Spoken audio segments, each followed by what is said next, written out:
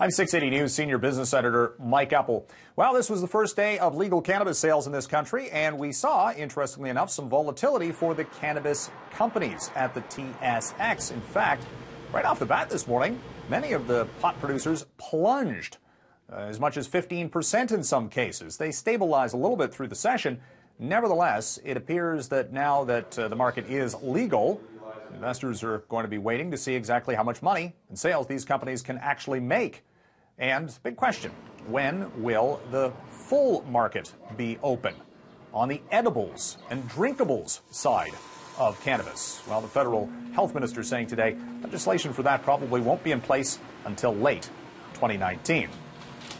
Got debt? A lot of Canadians do. In fact, the record amount of debt across the country for the second quarter, according to Equifax, more than $1.8 trillion is the amount of money that Canadians owe for mortgages and consumer debt.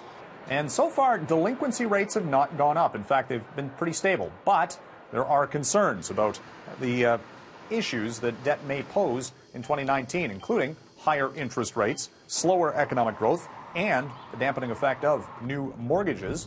This all could lead to a higher rate of delinquencies for paying those debts next year. Saw shares of Netflix jump today big time. Stock was up by as much as 10% early and still strong through the session after the video streaming company saw its subscribers globally grow by more than 6.5 million in the latest quarter. That was well above expectations, as Netflix has been investing billions into its original programming, and it is leading to higher international sales. Stock this year up by 80% on Wall Street. Meantime, Big Blue was black and blue today. The shares of IBM tumbling the most in about 4 years, down by more than 8%, as the technology giant did not live up to expectations with its latest sales performance. And could this be the future of air travel? A windowless plane, but one where you would actually still see the sky. It comes from the design out of the Center for Process Innovation, a British technology and research firm.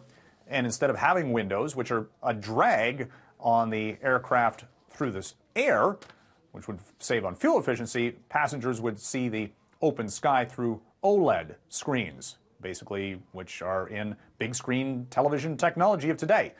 Probably won't see these planes for another 10 to 15 years at the earliest. From the 680 newsroom, I'm Mike Eppel for City News.